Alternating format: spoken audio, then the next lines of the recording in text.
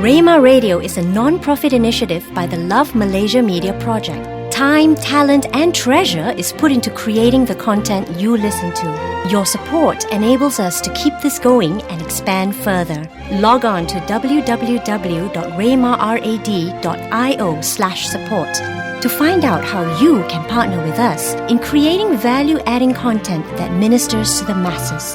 Once again, that's www.rhemarad.io/support.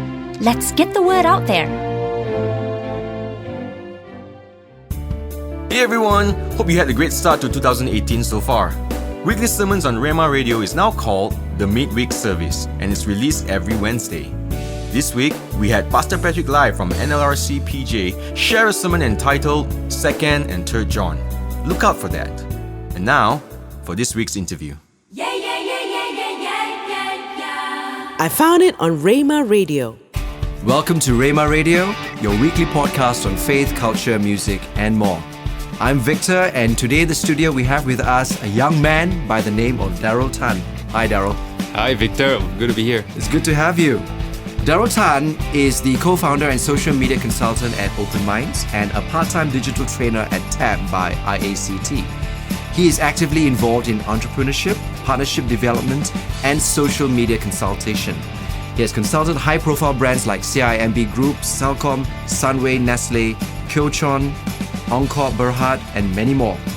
His journey has allowed him to share his experiences on various media such as BFM, Vulcan Post, and at events such as Microsoft, Magic, Maxis Inspire, Astro Human Resources, and more.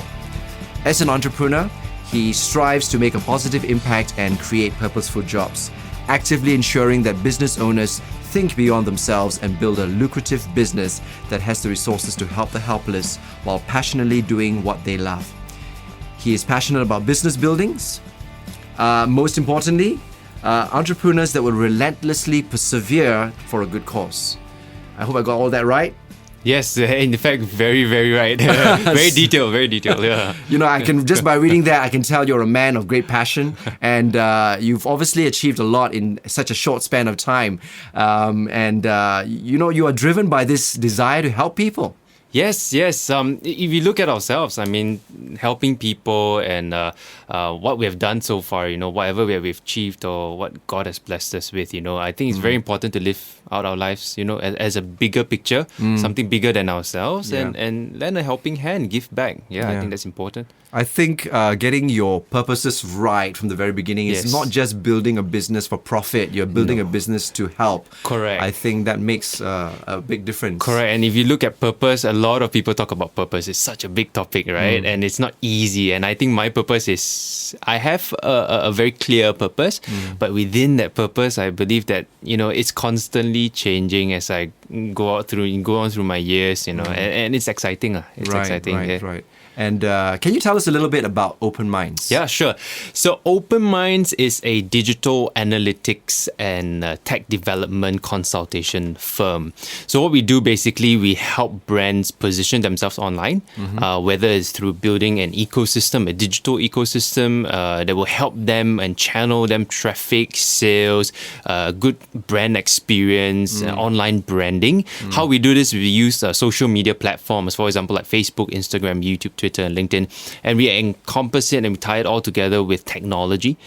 So where you can think about it as a website or microsite that is a hub where, you know, you bring everything together, and we try to create that ecosystem for brands so that it's seamless for customers, and we use analytics then to prove or to make a certain point and to drive decision making for the brands. Right, and this is obviously a growth industry. There's lots of competition in the market. For totally, these kind a lot of competition. Even offerings. when we started a few years back, I think the pie is still very big. But ultimately, you will have, of course, more boutique companies coming up because social media and digital is very advanced, and you can find it everywhere. You can find information. You don't have to really go and learn and get a cert about it. You can get really good at it by just practicing. Right. So you got a lot of boutique companies coming out, and which is good. It's healthy competition. Right. Right now, brands are also looking a lot into digital. and technology, right? That's right. So it's a good win-win situation for us. Yeah. And so are we here at Rhema Radio looking at this new area of marketing. So it's an open playing field. A lot of people can get involved. Like you say, certification is not a must. So what made you decide to go into something like this? Oh, interesting. I started my first business when I was 20. Right? So 20 years old, I started my first business dealing with talent acquisition, or rather specialized talents for corporate use. And I moved on and pivoted that particular business into videography, right? Video production, because 7 years back, around 7 years or 7 to 8 years back, video was really picking up as a form of content. Right. So I took the opportunity to create and pivot into video production, whereby I wasn't the production house, but rather I was the liaison between production house directors and the clients, right? And that's also when I met my now partners, business partners, and I basically merged my company about 7 to 6 years back. Okay. Right. And I had the experience at that time of on the videography skills and industry, and my partners are more tech driven. Right. So it's only natural for us then, when we went into this industry, we say, okay, let's offer go-to-market strategies like social media. Social media was coming up, so we use digital, social media, technology, combine all this together and offer it as a service to clients. Wow. Yeah. Okay. So the power of partnership. Yes, the power of partnership, and of course the power of courtade with your partners first. You have to make sure they're the right partners, It is a same marriage. mindset. Yes, correct. So you've made that decision some years ago when you started when you were 20, you said, and that's a very young age to start a business. I understand that you decided not to finish your university education to go into this. That must have been hard. Yes, I've been asked this question quite a bit, and I always feel that for a layman or for a third party to look into my life and say that, wow, you chose to step out of college. I actually went through foundations. I went on a gap year, and then I completed first year, second semester of my business course. Right. And I decided and say, hey, throughout my education life, I'm more of a hands-on person. Right. I prefer to be hands-on. I prefer to do it and show me results. And that's why I made a conscious decision to just say I would pursue my business, give me this opportunity to pursue my business. I in fact did a lot of due diligence and research, and my very first pitch was actually to my parents, right? To my mom, my dad, and my sister. Yes. They were my support system, right? Especially financially as well. So they had to understand I had to so-called quote-unquote pitch to them. Right. Why should I step out of college and Good university? training Correct. It was a very practical, I found, right? It's super practical. So I did that, and I stepped out of college knowing that, I forecasted what kind of business I would go into, how am I going to do it, what kind of money I would save my parents and sister if I step out of college, right? So those were the practical stuff, right? I say I'd rather save money, I can earn money at the same time. So yeah. Well, you're not alone in this. I think you have some giants who also went through a similar journey. I think of people like Bill Gates and Steve Jobs who quit their university degrees. Those were inspirations, but I don't think they were the ones that really push it. I guess I just have to understand myself. So even to the listeners out there, I make sure I put a caveat. I'm not encouraging anyone to drop out or step out of college. Right. It's a real tough journey. It's a real tough journey. You have to be really clear and intentional and responsible with your own life and work if you choose to do that. So it was a turbulent period for you when you had to make that decision and transition into going into working full time. And can you just maybe share with our listeners how that whole journey, that period, of course we know that you ended up in a better place, but at that particular point in time when everything seemed to be challenging and rocky, how did you cope with that, and how was your own personal faith a part and parcel of that journey? Okay, I think I'm very blessed that even at the beginning when I chose to step aside from college or university, is that I had 50% I had friends and families who supported me, and then of course another 50% that were I won't call them the naysayers. I guess they were just concerned. They were really concerned. I think that shows a certain amount of love, right? As friends, right? They're concerned that they keep asking me also, what is your plan B, Daryll? What is your plan B? So my answer to them was simple, and I still keep it till till today, I say if I focus on my plan B so much, my plan A won't work. So it's the same as saying, if I spend 80% of the time building my net, right? If I build a really strong net, if I fall, the net will catch me, right? So I only spend 20% of the time doing plan A. I don't think it will work out at all. So my focus was on plan A. I told her I got no plan B. This will go and I will go along with it.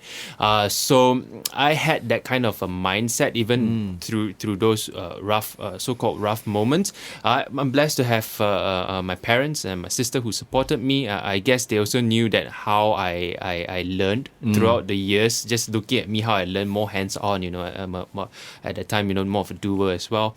There were many ups and downs because I was also taking part-time jobs, just being a digital specialist or a special project manager with a certain digital firm at that time, and I guess that honed my skills as well. So I was blessed with I was able to have this kind of opportunities. In fact, the owner of the digital firm was also my mentor. So we grew up, and then he also taught me some ropes. So I was quite blessed in that sense. But I feel God has always also been in the center, because I remember this very clearly. One night I was in my car and I was on the BU bridge, right? I was again on the BU bridge. I was at a traffic light, and I told God, I said that if this, I think was maybe I was 20 or 21 when I first started or merged my company and with my now partners. And I say, God, if you would to give us one client, a sizable client, right, at the end of the year, that was I think mid-year, right? I told God, at the end of the year, I will truly believe this is a calling from you, right? Entrepreneurship and starting a business. So, but at that time, we had one very promising client, and I wanted that particular client. And the client said, actually, if anything, we like you guys, but we'll go ahead with you next year. Right? So I was kind of challenging God. I said, don't make it next year, make it end of the year. I think maybe 1 or 2 weeks after that, so God came through, and that client came back and said, no guys, actually there's change of marketing plans. We will sign contract and go with you end of the year. Wow. So amazing, right? So I thought this is definitely a confirmation, and God is with me. It has been tough, it's been rough, but that decision to step out, to walk in faith, just journeying, knowing what God wants to place in my life as a purpose to impact other people as well. Right. So yes, it's a journey. So that was a deep conviction that what you were doing was the right thing for you. Yes. It was the right fit. And so you focused all your time and energy on option A. Option A, yeah.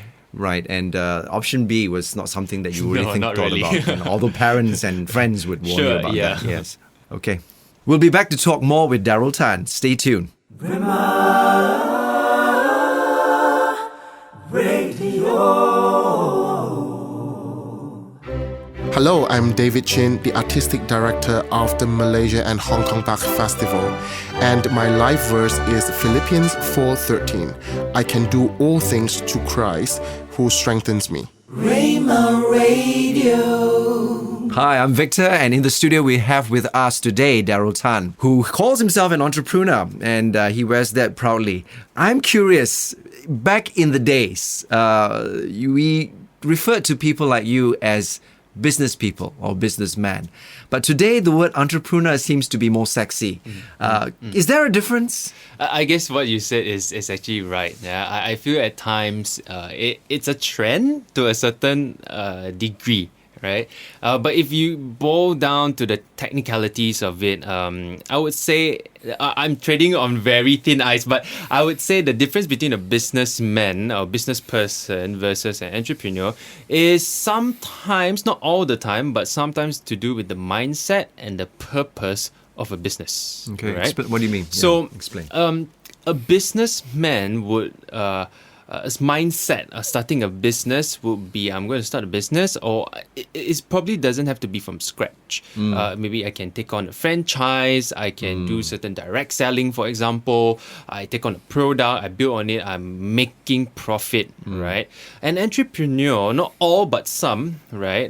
The mindset is, I'm going to create something that will blow people's mind or that will be disruptive in nature, and I'm going to disrupt the economy with this new thing. Wow. Right? Okay. I have an idea, I want to do this, I want to meet the demands of people, or rather I want to even create a demand, right? Yeah. It's like a mad scientist in the lab, right? Yeah. Not all but some have this mindset, and I guess this is the driving force of an entrepreneur, because you want to first put the demand and solution at hand, right, at the forefront of your mind.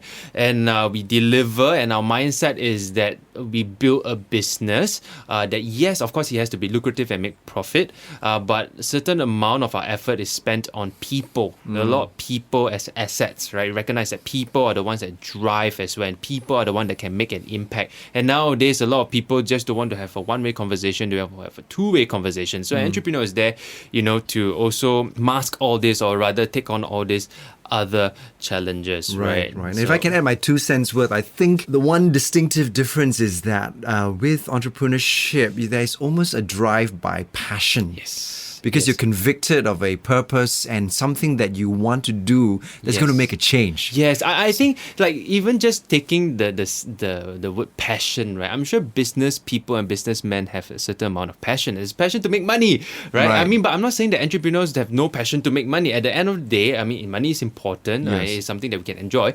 But I think that the purpose and that passion is used differently. Right. It's turned into energy, into a different way, in terms of what our end goal, or what is our end goal in the business. Yes. And I noticed that when I was reading the introduction, that your identification was as an entrepreneur was also driven by this desire to help people. Yes. And again, I think that tells me a little bit about the difference between a business person and an entrepreneur. There is this ethereal quality to your purposes and your journey. Yes, you're not trying to be holier than thou, right? But it's a purpose. I guess it's something that we just want to live bigger than ourselves. And I think we recognize that even ourselves as human, as God created us, we are limited. We are very limited. There's no such thing as perfection, in fact, right? So I guess we try to work ourselves to the best or be excellent at what we do, right? And excellence, I'm sure, encompasses not only just work, but giving back to society.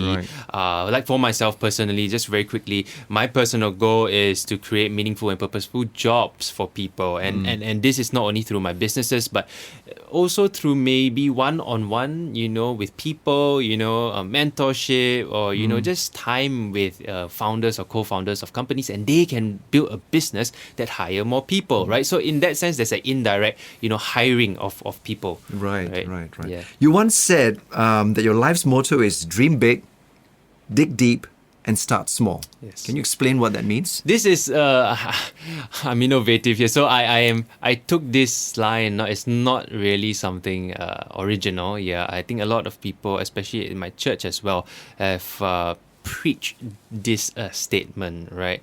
I believe that these 3 key statements help to cultivate or to help us in our mindset, my mindset particularly, that I need to dream big, right? Life is too short and too small not to dream big, right? So dream big, something beyond yourself, and then that gives you, I feel as a Christian, right? So it gives you the sense of faith and trust in God, right? Dream something big that you feel that you cannot achieve and leave it in God's hands, right? And then, of course, to start small, and we all must know that crawling is not a problem. Crawling is not a problem. Yeah. You crawl, you go on your knees, and then you walk, you run, you sprint. It's better than a company that, one go, run, right? And I think that this is very important. And of course, to dream big, Start small, dig deep. Dig deep, yes. Yeah, so dig deep, we have to dig down, resourceful. But one more thing to add is that I've added this in the years to come, is that take the leap. Right? A lot of us can dream big, start small, but we forget to take that leap. Right. So put it into taking action. A leap, We're in the studios here today talking to Daryll Tan, a very young entrepreneur who has made waves in the entrepreneurial scene. We'll be back in a while, so stay tuned. Rhema Radio. Hi, I'm Freda Liu and I'm from GTPJ. I'd just like to pray for you. Dear God, thank you for giving us this life, Lord. Lord, we know that we're all placed here for a reason, Lord, and we all have a role, and that you have a purpose always to prosper us and a plan for us. Lord, whenever we feel lost, whenever we are struggling, Lord, we know that we can always come to you and know that we have this peace that surpasses all understanding, Lord, and that we only have to come to you as our compass, as our guide. And we just want to thank you and remember that you indeed are God, and that we can be still and know that you are God at all times. We just want to thank you for your continuous love in our lives. We ask all of this in Jesus' mighty name. Amen. Rhema Radio. So a lot of young people today are driven by that passion to do things. And I know people who've gone to university and done, say, for example, biology and come back and open a cafe. And it seems that the trends today is people just doing what they love rather than what they have been trained for or what their parents want them to do.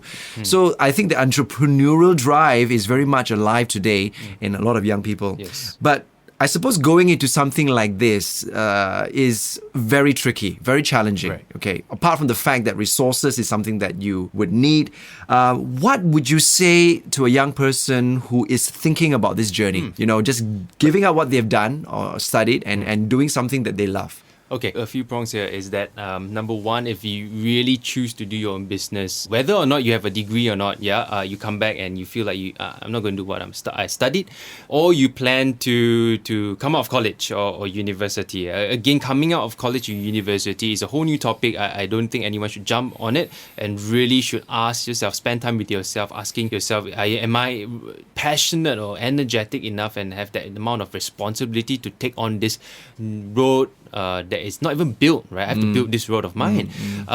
Those people who plan to start something on their own, I think the important thing here is that we need to know, again, going back to my point earlier on, is that when you start a business, is of course you try your best to bootstrap, meaning to say you start with limited resources, you try to work your way up and not suddenly, I want to start a business and get funding, right? That's the Silicon Valley type of concept and idea. And I think to a certain amount of degree, it has so-called quote-unquote poisoned the industry, right? In terms of how you have the funnel of opening a business. You don't really need funding. You bootstrap, you're resourceful, right?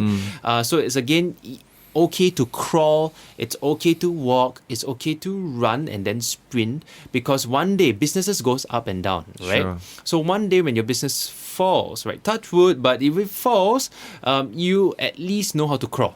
Compared to a business who, started off running, right? And when he falls, it's difficult to crawl, right? You have to learn the ropes again. The ones who had crawled respond and bounce back quicker, faster, right? And better, in fact, at times. So don't worry about crawling. And I have this motto as well, or this belief and principle that I have that with my spiritual mentor, in which is a senior pastor of DMC, Pastor Chris, right? He always also tells me and reminds me that, hey, don't go where your talent can bring you, but your character cannot sustain you. Right.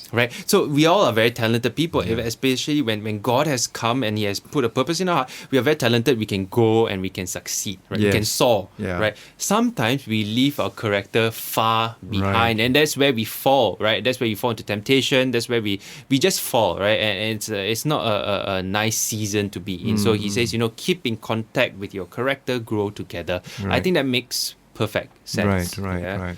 Well, the Bible tells us that perseverance produces character. Correct. Right? So, and I think that has something also related to this, that as we just submit to that whole journey, believing, persevering, like you say, crawling, you develop a character that equips you for later things in life. Correct. Because I believe, like, when God led Moses out of Egypt and all, right, the one thing I felt that was most difficult to stay true to is patience, right? The character of patience. And the synonym of patience is long suffering. In the Bible, we say long suffering. Two words that don't go very easy together. It's long and it's suffering, right? So very uncomfortable. Very, very uncomfortable, right? So you think about it and you put it in that context, right? It's something very uncomfortable. And I think that God also wants us to learn, right? And I've been learning this throughout my journey. God is trying again and again also, tell me, Daryll, be patient in certain areas, whether it's business, whether it's relationship, whether it's, recognition, where it's so many things in life that you want. And I think God is, say patience. Patience is important. Have you been able to channel some of that talent God has given you and the experiences you have into your church life? So in church, I grew up in church. I've been in DMC for close to, I think, about 15 to 16 years, right? So I grew up there. And from the very beginning days, even this was my youth, right? Early days of Form 1, Form 2, I was just already put in a position of leadership, whether it's being an assistant leader, whether it's being a organizer, whether I'm in charge of certain things, even at youth camps and whatnot. So I've been exposed to that. And I think I'm very, very grateful that I was exposed to that. I came out from a comfort zone. I was given a platform, in fact, to do that. Right, and I guess that's where I also have cultivated my skills and talents. God has been gracious. So going through now, I think a lot of times when it's church, my give back is in the sense of probably looking at the next generation, but in terms of the young adults, right? The passion is there for the young adults in the marketplace. How can you have an interaction with them to come back to church, for example? Right. And maybe, church is not boring. Church, you can talk about business, you can talk about creativity, you can do all this. It's nothing wrong. And how do you create that kind of environment and understanding and mindset? Wow. I'm sure a lot of young people would love to be able to, hear someone like you who has been on this journey and you've achieved so much at such a young age, and be able to also still hold on to your faith, right? And that's very relevant. That's very real for people like you. And, it's wonderful to hear that. Okay. It's been so great to have you, Daryll, to come in and join us and share your own personal journey with us. We'd love to have you back again to talk about something that's very close to your heart, and that's mentorship.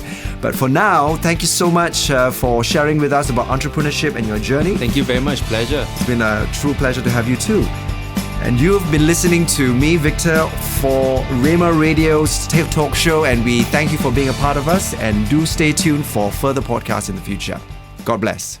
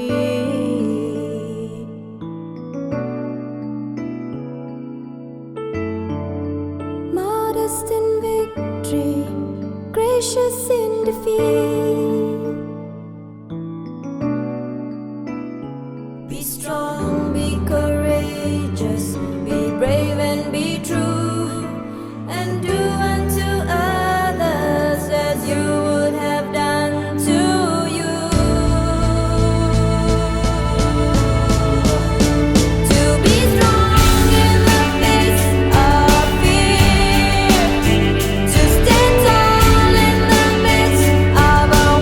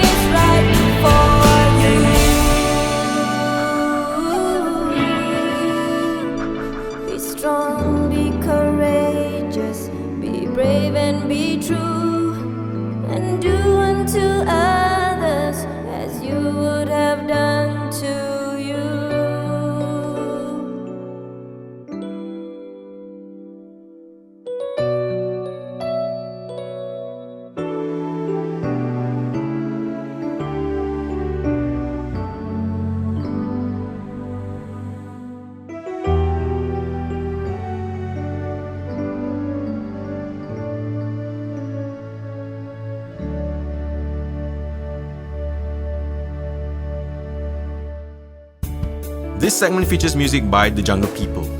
Today's episode is edited and mixed by Jonathan Yeo and recorded at Produce Studio. Stream or download new episodes weekly on Wednesdays and Fridays. Like us on Facebook to find out the latest from Rhema Radio. Leave us a message and let us know what you'd like to hear in our coming episodes.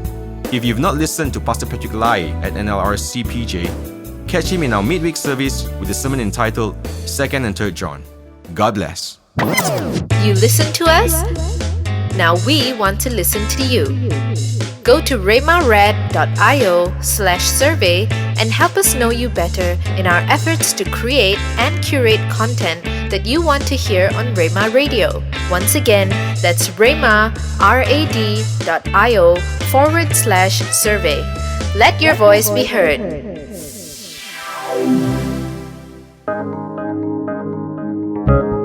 I found it on Rhema Radio.